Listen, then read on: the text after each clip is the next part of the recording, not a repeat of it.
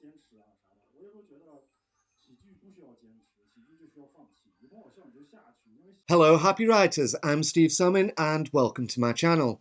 Now, if you've been following my videos, you've noticed that I've gone through things like creating ideas, keeping a record of those ideas, some research, and something along the lines of planning by creating profiles for your characters and the world that you're going to create. Today, we're going to look at actually plotting out your story and creating an outline. Before we do that, please hit that subscribe button and then press a bell so you get notifications every time I drop a video. I brought my computer with me today so that I can show you a spreadsheet that I use for plotting and for outlining. But I must say, this is not the only way to do it. There are other ways to plot and outline, and some people don't actually like to do this. They prefer to do what they call pantsing.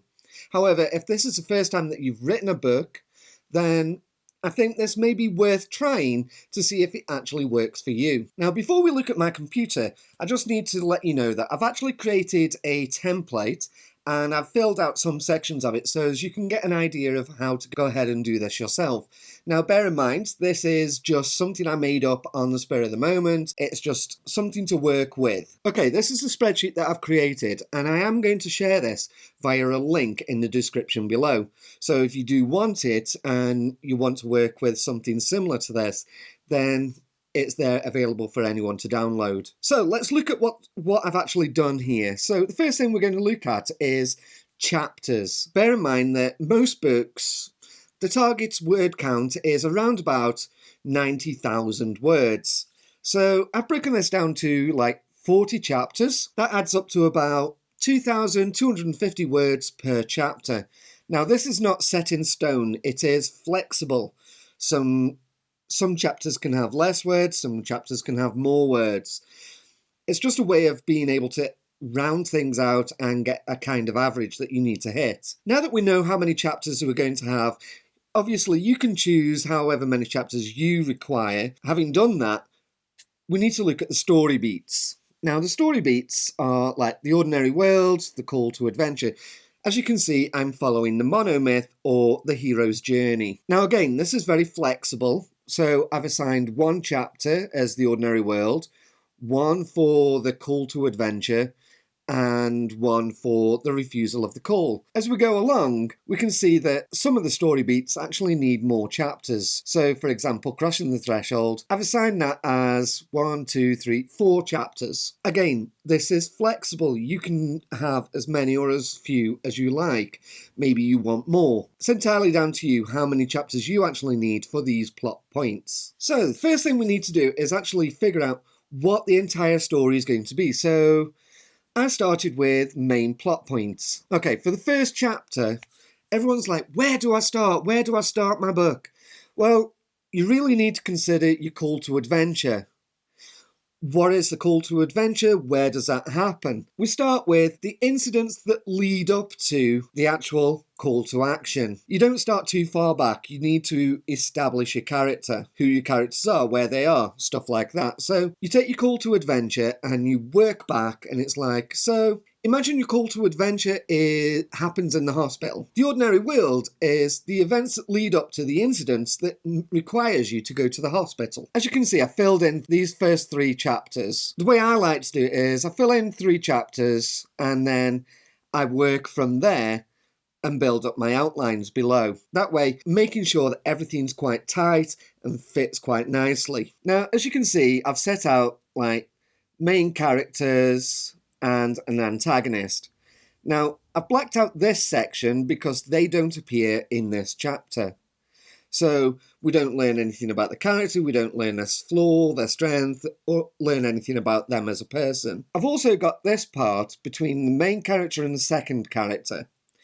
This is the subplot. Now, in this case, we're looking at what is quite possibly an adventure story.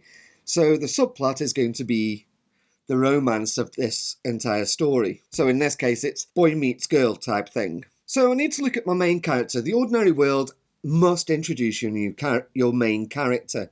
This is your protagonist, your hero. With that in mind, we give the character a name and we say which of the archetypes we want to explore in this particular chapter. We also want to look at the two flaws that we may have given the characters, so in this case reckless and a hero complex. I know the hero complex doesn't normally scream out as being a flaw, but a hero complex can land the protagonist in lots of trouble. So we want to showcase one of the hero's strengths, or the main character's strengths, in this case agility. And then we say what we're going to learn about this character's life and their real world. So he wants more out of life and lives alone. So this is all very good. These are things that I want to see in this particular chapter. Okay, so let's have a look at the second character. So this is Lee. Obviously, it's the mysterious girl, and she is the archetype of magician. Flaw, secretive, strength, confidence. Hints at hidden knowledge of the town and Pat. So I need to think about how I'm going to show that in my outline. We also need to think about the world. So this is small town Stoneleigh. The flaw is there is a rigidity to rules. The town is fairly easy to navigate. And what do we learn? We learn that something has changed in the town, but it's not clear what. Now that we have the plot, the main characters, the subplot, and the various things that we want to see about the world, we need to consider what are we going to put in the outline. Now, as you can see, I've already filled out a bit of an outline here. This is about 300 words, and if I turned this into a real chapter, it would probably be between 2,000 and 3,000 words long. So when we're writing the outline, we need to think about all the things that we've made note of here and how we're going to show them in the chapter. Having created this and this bit of an outline, you would move on to the next section and fill that in accordingly. And you would just keep going as you go through all the chapters. Yes, it will take a really long time to actually fill out all 40 chapters, but it is really worth doing. If you have an outline for every single chapter, you don't have to use them as they are written. You can meld them together or you can expand them further, depending on what you need when you actually start writing each of the chapters. This is more of a guide than a strict rule of what you're going to write. As you can see, this spreadsheet is called Plot and Outline, and there's a second sheet called Characters. Looking at this spreadsheet, we can see we've got 40 chapters again. So we have spaces for lots of different characters. Now these are the characters that aren't main characters, but they are characters that you do need to keep track of. One way of doing that is to have a spreadsheet like this, and when they appear in a chapter, you mark that chapter, you mark out the important information, and you may want to highlight that in a specific colour. So in this case, I've chosen yellow.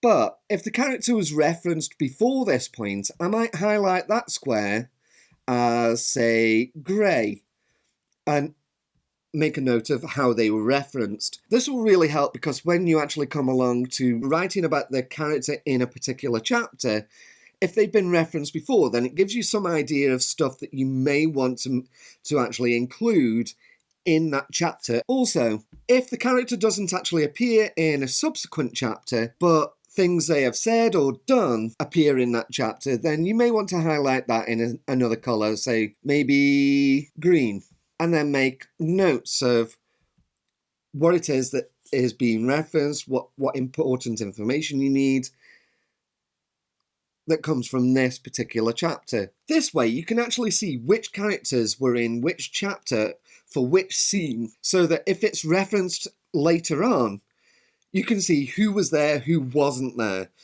So if you have a chapter that has a load of characters that weren't present in a previous chapter, but that chapter is being referenced, then you know that you need to be telling these characters all over again the important information. Whereas if they were there before, you can make passing reference to it. So there we have it.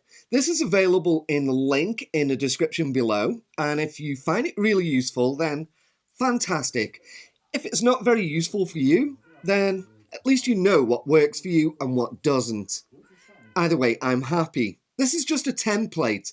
There are other ways that you can do this. There are other methods for planning. I fully encourage you to go and investigate those and see if they work better for you. Remember, you are going to be a writer. If you like this content and you want to see more, please like, share and subscribe, and then ring that bell to get more notifications on my next video.